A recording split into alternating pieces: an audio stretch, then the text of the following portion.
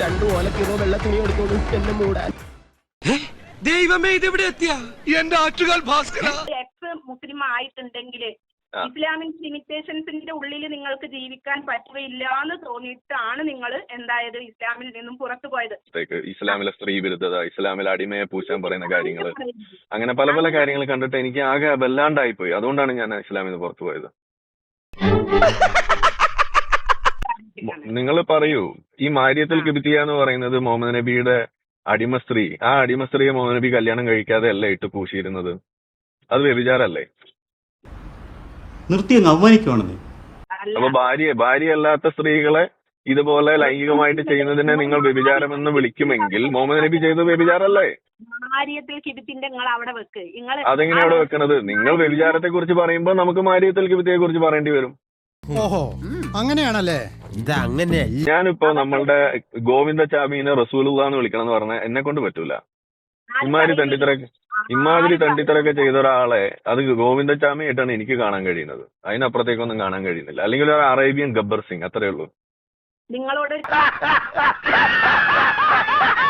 എന്താണ് വ്യാഖ്യാനം? ഇപ്പൊ കാഫിറിനെ കണ്ടെടുത്ത് വെച്ച് വെട്ടിക്കൊല്ലാൻ പറഞ്ഞത് അതിൽ അർത്ഥാണ് ഞാൻ പറയുന്നത്. അതിലെവിടെ വ്യാഖ്യാനം? യുദ്ധകാലഘട്ടങ്ങളിലാണ് ബ്രോ, അന്നത്തെ യുദ്ധകാലഘട്ടങ്ങളിലാണ്. അപ്പൊ ആ യുദ്ധം ഇന്ന് വന്നാൽ നിങ്ങൾ എന്ത് ചെയ്യും? എന്താ നിന്റെ ഉദ്ദേശം? മറ്റുള്ളവരുടെ മുതലേ അപഹരിക്കാം എന്നുള്ള കാര്യങ്ങളൊക്കെ മറ്റു മതങ്ങളിൽ അങ്ങനെ ഉണ്ടോന്ന് എനിക്കറിയില്ല. പക്ഷെ ഇസ്ലാമിൽ നിങ്ങൾക്ക് വ്യഭിചരിക്കാം, ഇസ്ലാമിൽ നിങ്ങൾക്ക് കക്കാം, ഇതൊക്കെ ഇസ്ലാമിൽ അനുവദനീയാണല്ലോ. പറഞ്ഞു എല്ലാം ഹറാമല്ലേ?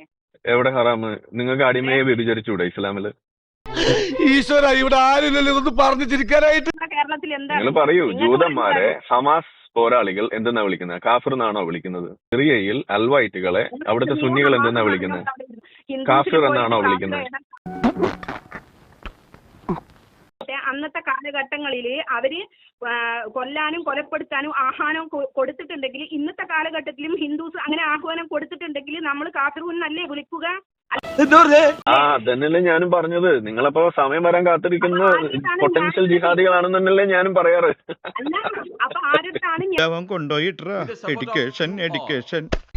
നിങ്ങള് ഫോൺ വിളിച്ചു തുടങ്ങിയപ്പോ നിങ്ങൾ പേനും താലും ഒഴുകുന്ന മുസ്ലിം. ഇപ്പൊ നിങ്ങൾ പൊട്ടൻഷ്യൽ ജിഹാദി. യുദ്ധം വന്നാൽ ഞാൻ കാഫിറിന് വിളിക്കും, അവരുടെ തലയും വെട്ടെന്ന് നിങ്ങൾ പറയുന്നു. ഇതല്ലേ ഇപ്പൊ ഇവിടെ ഉണ്ടായത്?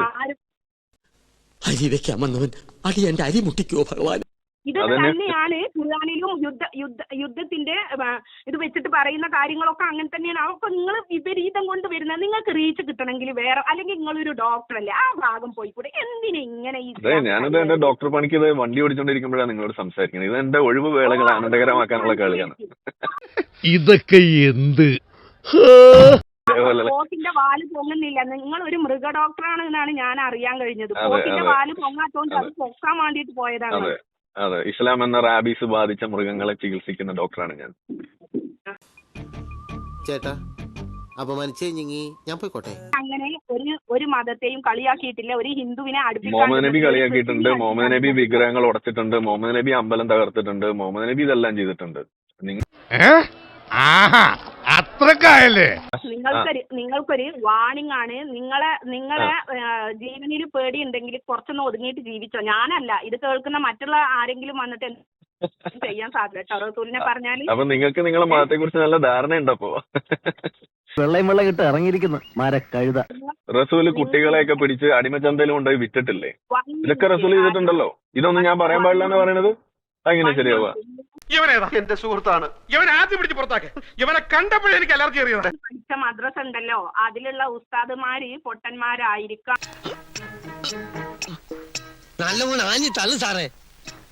അതുകൊണ്ടാണ് നിങ്ങൾക്ക്. ഞാൻ സമസ്തയുടെ മദ്രസയിലാണ് പഠിച്ചത്, മുജാഹിദ് ജമാഅത്ത് മദ്രസയിലാണ് പഠിച്ചത്. അവിടെ ഉള്ളവരൊക്കെ എന്റെ ഉസ്താദായിട്ട് വരും മുജാഹിദ് ബാലുശ്ശേരി ഒരു മണ്ടനാണെന്നാണോ നിങ്ങൾ പറയണത്? ആരിഫിന്റെ ഉപ്പാപ്പയായ ഡിങ്കനെ വെച്ചിട്ട് ഞാനൊരു പാട്ട് ഇവിടെ ഇറക്കാൻ പോവുകയാണ്. പാട്ട് ഹറാമാണ് താത്ത, പാട്ട് ഹറാമാണ്. നിങ്ങൾ വെറുതെ നരകത്തിലേക്കുള്ള വഴിയാണ്. അപകടമാണത്, നിങ്ങൾ സൂക്ഷിക്കണം. താത്താട് എനിക്ക് പറയാനുള്ളത്, താത്ത വെറുതെ മ്യൂസിക്കൊന്നും ചെയ്തേക്കരുത് കേട്ടോ. മ്യൂസിക് ഹറാമാണ്. നിങ്ങൾ നരകത്തിലെത്തും. സംഗതി നിങ്ങൾക്ക് സ്വർഗത്തിൽ ഹൂറന്മാരൊന്നുമില്ല, പക്ഷെ നരകത്തിൽ മുഴുവനും പെണ്ണുങ്ങളാന്നാ പറയുന്നത്. നിങ്ങൾ അതിലൊരാളായി മാറരുത്. നിങ്ങൾ സൂക്ഷിക്കുക. നിങ്ങൾ അപകടത്തിലേക്കാണ് പോകുന്നത്. സൂക്ഷിക്കുക സഹോദരി.